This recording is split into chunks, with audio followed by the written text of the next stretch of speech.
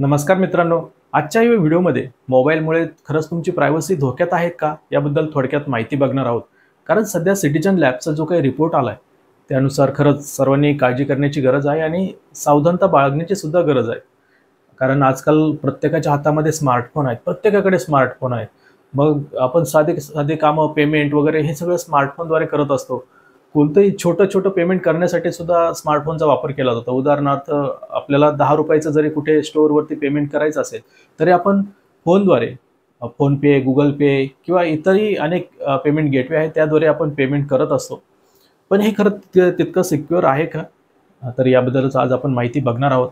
नुकतंच सिटिझन लॅबचा एक रिपोर्ट आला आहे. त्यानुसार सर्वांनी काळजी करण्याची आणि खरंच चिंता करण्याची गरज आहे, की खरंच आपण जे काही पेमेंट वगैरे करत असतो, त्याद्वारे आपले जे काही पासवर्ड वगैरे तिथे आपण वापरत असतो, ते खरं सिक्युअर आहे का? याबद्दल नक्कीच विचार करा आणि काळजी घ्या. कशाप्रकारे काळजी घ्यायची किंवा काय आपल्याला सावधानता बाळगण्याची गरज आहे, त्याबद्दल आपण या व्हिडिओमध्ये माहिती बघणारच आहोत. पण हा रिपोर्ट काय आहे? तर सिटिझन लॅबच्या एका रिपोर्टनुसार असे काही मोठमोठ्या कंपन्या आहेत किंवा त्या कंपन्यांचे कीबोर्ड आहेत, ज्याद्वारे आपला पासवर्ड वगैरे चोरला जातोय.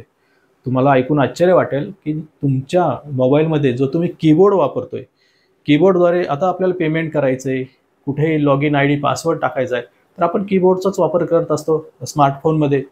ते कीबोर्ड वापरत करत असताना तुम्ही बघितलं असेल, की की स्ट्रोक वगैरे होत असतात. ठीक आहे, तर ते कीबोर्ड वापरताना जो काही password, log in I D आपण टाकतोय, तो सर्व ती कंपनी एक स्टोअर करत असते आणि तो डेटा आता लीक होतोय. म्हणजे ते पासवर्ड वगैरे किंवा तुमचा log in I D, user name हे सर्व काही सहज लीक होऊ शकतात. सिटिझन लॅबच्या रिपोर्टमध्ये असंही म्हटलंय की या सुरक्षा त्रुटींमुळे जगभरातील अब्जावधी युजर्सवर याचा परिणाम होऊ शकतो. क्लाउड आधारित कीबोर्ड फीचर्स वापरणाऱ्यांना याचा सर्वाधिक धोका आहे, कारण या प्रकारचे कीबोर्ड जे प्रिडिक्टेबल मजकूर फीचरसाठी सर्व्हरवर डेटा पाठवतात.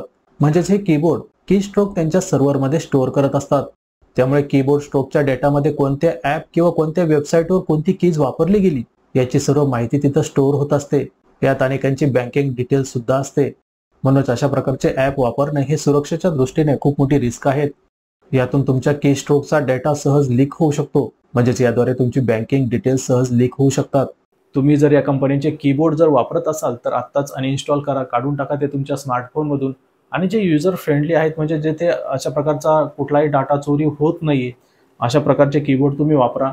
विशेषतः मी मायक्रोसॉफ्टचा कीबोर्ड वापरतोय. त्यात असा कुठलाही म्हणजे रिपोर्ट आजपर्यंत आलेला नाहीये. त्यामुळे पण तरी काही काळजी घेण्याची गरज आहे. किती चांगला कीबोर्ड असला तरी आपण काय काळजी घ्यायला हवी ते तर आपण बघूयाच. पण जे काही डाटा लीक करणारे किंवा तुमचा पासवर्ड वगैरे चोरतायत ते कीबोर्ड, त्याबद्दल थोडक्यात माहिती बघूया. ते या कंपन्यांची नावं तुम्हाला मी ते सांगतोय. यात Samsung, Xiaomi सारख्या कंपन्या शामिल आहेत. तर हे जे कीबोर्ड आहेत, हे तुम्ही Google Play Storeवरती बघितले असाल किंवा काहींच्या मोबाईलमध्ये इन्स्टॉल सुद्धा असेल, तर ते लगेचच अनइन्स्टॉल करा. यात आहे Samsung कीबोर्ड, त्यानंतर Xiaomiवरील Baidu, iFlyTek आणि Sogou कीबोर्ड, त्यानंतर Vivo आणि Oppoचे Sogoi IMA कीबोर्ड, Honorमधील Baidu IME कीबोर्ड. तर हे काही कीबोर्ड आहेत जे तुमच्या मोबाईलमध्ये असतील तर त्याला अनइन्स्टॉल करा. कारण हे कीबोर्ड तुमच्या प्रायव्हसीला धोका आहेत. हे कीबोर्ड पासवर्ड वगैरे लीक होऊ शकतात. तुमचा पासवर्ड जे काही तुम्ही की स्ट्रोक वापरतात, कीबोर्ड वापरतात, त्यावेळी जे स्ट्रोक होत असतात ते सर्व त्यांच्या डेटाबेसवरती स्टोअर होत असतात आणि तिथून ते सहज लीक होऊ शकतात. असा एक सिटिझन लॅबचा रिपोर्ट आहे. त्यामुळे काळजी घेण्याची गरज आहे. हे कीबोर्ड लगेचच अनइन्स्टॉल करा. जे काही चांगले कीबोर्ड तुम्ही वापरताय त्यातही काळजी घ्या. आता सध्या जो काही कीबोर्ड तुमच्या मोबाईलमध्ये आहेत, तुम्ही फोनपेद्वारे पेमेंट वगैरे करताय, त्यात सुद्धा की स्ट्रोक होत असतात. पण ते की स्ट्रोक किंवा त्याचा जो डेटा आहे तो तुमच्या डिव्हाइसवरती सेव्ह असला पाहिजे. इतर तिसऱ्या ठिकाणी किंवा कंपनीच्या डेटाबेसवरती तो सेव्ह व्हायला नकोय. तर अशा प्रकारचे कीबोर्ड वापरा. त्यातही जर समजा तुम्ही आता सध्या मोबाईलवरती जो कीबोर्ड वापरताय त्यात काही सेटिंग करणं फार गरजेचं आहे. उदाहरणार्थ मी तुम्हाला मोबाईलच्या स्क्रीनवरती आता नेतोय. तर इथे सध्या मी आता मायक्रोसॉफ्टचा कीबोर्ड वापरतोय. तर हे मायक्रोसॉफ्टचा स्विफ्ट की या नावाने हा कीबोर्ड आहे. अनेक जण तुम्ही मराठीमधील हा मराठीचाही कीबोर्ड वापरत असाल. मी सध्या हा मायक्रोसॉफ्टचा वापरतोय. तर कोणताही कीबोर्ड असू द्या, त्यामध्ये प्रायव्हसीचं ऑप्शन असतंच. तर प्रायव्हसीमध्ये काही सेटिंग करणं गरजेचं आहे. तर इथे आल्यानंतर प्रायव्हसीचा ऑप्शन दिसेल तुम्हाला, त्यावरती क्लिक करा. तर प्रायव्हसीच्या ऑप्शनमध्ये इथे तुम्ही काही ऑप्शन आहेत. Help Microsoft, improve, share data for ads, personalisation. तर हे जे 2 ऑप्शन दिसत आहेत तर हे 2 ऑप्शन इथे ऑन आहेत. यामुळे तुमचा डाटा तिकडे शेअर होतोय. तुम्ही जे काही करतायत मोबाईलवरती किंवा जे काही की स्ट्रोक्स वगैरे वापरतायत ते सर्व शेअर होत आहेत. तर आपल्याला ते शेअर करायचे नाही. आपला डेटा आपल्याकडेच आपल्या डिव्हाइसमध्ये ठेवायचा, आपल्याला शेअर करायचा नाहीये. त्यामुळे आपण हे दोन्ही ऑप्शन इथे ऑफ करून ठेवायचे आहेत. हे दोन्ही ऑप्शन ऑफ केल्यानंतर तुमचा डेटा तिकडे शेअर होणार नाहीयेत. ते तुमच्या डिव्हाइसमध्येच राहील. याची काळजी तुम्ही सर्वांनी घ्या. अशा प्रकारे कीबोर्ड वापरताना गरजेचं आहे. कारण आजकाल पासवर्ड हॅकिंग किंवा इतर जे काही आहेत लॉगिन आयडी, युजर नेम यांची हॅकिंग खूप मोठ्या प्रमाणात सुरू आहेत आणि अशा प्रकारे छोट्या-छोट्या गोष्टींचा यूज करून किंवा यांना हॅक करून ते चोरले जात आहेत. तुमचे पासवर्ड वगैरे बँकिंग इन्फॉर्मेशन चोरली जाते आणि फोनपेचा तर आजकाल इंडियामध्ये खूप जास्त यूज होतोय. आपण सर्वच यूज करतोय. अगदी मी सांगितलं की ₹10 पेमेंट करायला सुद्धा आपण फोनपे वापरत असतो. त्यामुळे कीबोर्डच्या संदर्भात ही काळजी घेणं गरजेचं आहे. कीबोर्डद्वारेच आपण ते पेमेंट वगैरे करत असतो किंवा पासवर्ड तिथे टाकत असतो फोनपेला. त्यामुळे कीबोर्डमध्ये ही सेटिंग नक्की करा. कोणत्याही प्रकारचं कीबोर्ड असलं तरी. आणि बाकी जे ॲप्स मी सांगितले कीबोर्डचे, ते जर तुमच्या मोबाईलमध्ये असतील, मग ते Samsungचे असेल किंवा Xiaomi कंपनीचे असेल, तर ते लगेचच अनइन्स्टॉल करा.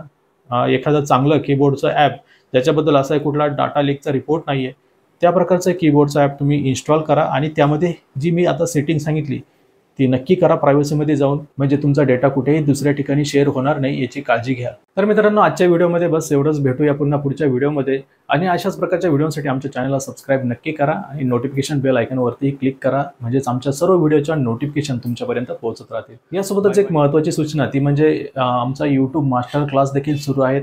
यूट्यूब मास्टर क्लास विथ काही अनेक कोर्सेस आहेत जे तुम्हाला त्यासोबत मिळतील. तर यूट्यूब मास्टर क्लास हा जर कोर्स तुम्हाला करायचा असेल आणि त्याचं फ्रीमध्ये एक सेशनसुद्धा होणार आहे, तर या शनिवारी 4:30 वाजता ते फ्री सेशन असणार आहे. तुम्ही लाईव्ह त्यात जॉईन होऊ शकतात.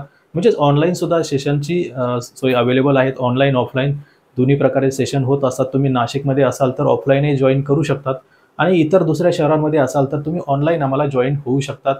जर तुम्हाला अशा प्रकारे यूट्यूब मास्टर क्लास करायचा असेल, यूट्यूबवरून पैसे कसे कमवायचे किंवा व्हिडिओज कसे बनवायचे, रील, शॉर्ट व्हिडिओज हे सर्व शिकायचं असेल, तर तुम्ही आमच्या त्या मास्टर क्लासला जॉईन होऊ शकतात.